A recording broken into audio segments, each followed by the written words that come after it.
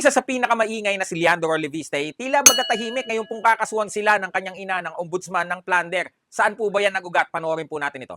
Application ni Leandro Leviste ay kasama po ako ron.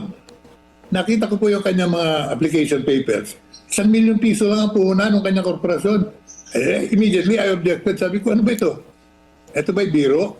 Nag-a-apply na magbigay ng elektrisidad sa buong Pilipinas ang isang kumpanya ang puhunan ay 1 milyon.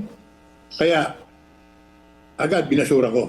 Pero binago agad yung application papers, nilagyan ng 1 bilyong puhunan. Susunod na tanong ko, saan ko muna 1 bilyon? Si Leandro Leviste, hindi pa siya congressman noon.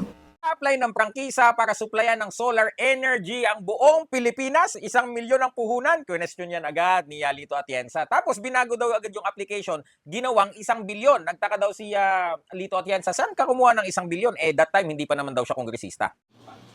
Kay Loren,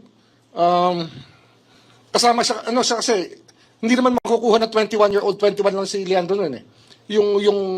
Yung prangkisa na exclusive, kung hindi tinulungan ng nanay niya, na chairman noon ng Finance Committee ng Senado. Parang appropriations yan ng House, Finance Committee ng Senado. At ginamit niya yung kanyang posisyon para makakuha ng prangkisa yung anak niya. Tumutugma po yan sa sinabi po ni Lito Atienza sa kanyang interview na kinausap daw po siya ng personal ni Loren Legarda na pagbigyan na ang kanyang Wonder Boy sa kanyang solar dream. Pero ano po ang sabi sa kanila ni Lito Atienza? So, I was about to leave. Sabi niya, teka muna, hindi. Huwag na natin pag-usapan yun. Pero nakikiusap ako sa iyo as a friend. Tulungan mo na yung anak ko. Very bright yan, wonder boy yan. I'm not even analyzing his capacity. But I'm saying yung franchise niya, ang hangad niyo, ibebenta niyo yan. I told her straight. Alam po ni Lito Atienza na ang gagawin po nitong si Leandro Leviste ay kukuha ng prangkisa at eventually ibibenta din. So ano po ba ang nangyari kinalaunan? Panoorin po natin ito. Success nitong project at yung ilan na mga sumunod na mga project ay nagresulta sa halaga na kumpanya na binenta ko sa Meralco na more or less 34B. More or less 34B. More or less 34B.